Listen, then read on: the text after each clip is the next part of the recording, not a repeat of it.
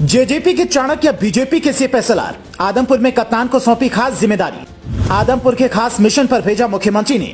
मीनू बेनीवाल के आदमपुर आने से मची खलबली। आप जो ये काली गाड़ियों का काफिला देख रहे हैं वो हरियाणा के बेहद खास शख्सियत मीनू बेनीवाल का है। कप्तान के नाम से हरियाणा की सियासत और अफसरशाही ने प्रसिद्ध हो चुके मीनू बेनीवाल का ये काफिला आदमपुर में आज एंट्री कर गया। कभी करीबी लोगों में सेठ के नाम से लोकप्रिय मीनू बेनीवाल अब कप्तान के रूप में ज्यादा मशहूर हो गए हैं। मीनू बेनीवाल चौटाला परिवार के साथ लगभग 2.5 दशक से जुड़े हुए हैं। उन्हें अजय चौटाला का हनुमान भी कहा जाता है। चौटाला परिवार में हुए सियासी विभाजन के दौरान अजय सिंह चौटाला परिवार के साथ खड़े होकर दुष्यंत चौटाला को संघर्ष की जंग में नई पार्टी बनाने और 11 महीने में 3 गठबंधनों के साथ बीजेपी के सत्ता में हिस्सेदारी दिलाने का असंभव काम मीनू बेनीवाल ने कर दिखाया।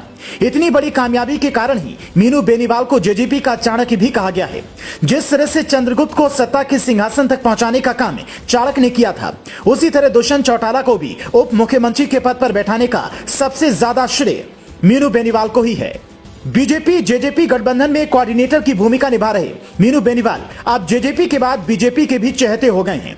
कप्तान मीनू के बेटे अभिनव बेनीवाल को विदेश में पढ़ाई के लिए जाते समय देश के प्रधानमंत्री नरेंद्र मोदी ने आशीर्वाद देने का काम किया था। मोदी के साथ कप्तान की बेटी की फोटो ने यह बता दिया कि उनकी पैठ दिल्ली दरबार में ऊपर तक पहुंच चुकी है। असल में मीनू बेनीवाल की काबिलियत का लोहा बीजेपी हाई कमान भी मान रहा है।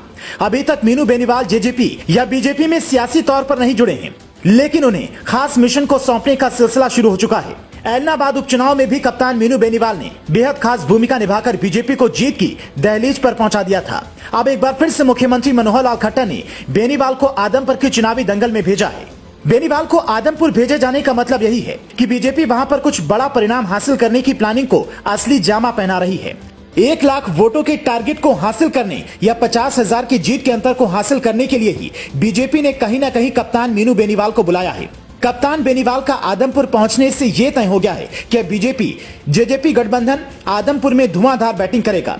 मीनू बेनीवाल के आने के साथ ही आदमपुर का पूरा नजारा बदलता नजर आएगा, क्योंकि मीनू बेनीवाल ने जींद उपचुनाव के दौरान ही यह बता दिया था कि चुनाव कैसे लड़े जाते हैं। मीनू बेनीवाल के आदमपुर पहुंचते ही कांग्रेस, इनेलो और आम आदमी पार्टी में खलबली मच गई है, क्योंकि उन्हें पता है कि मीनू बेनीवाल लक्ष्य हासिल करने के लिए हर तरीका आजमाने का काम करेंगे। अब देखना यह है कि बीजेपी के नए सीएसएलआर अपने खास मिशन पर कितना खरे उतरते हैं और आदमपुर के महासंग्राम में गठबंधन प्रत्याशी भव्य बिश्नोई को जीत के किस मुकाम तक पहुंचाते हैं।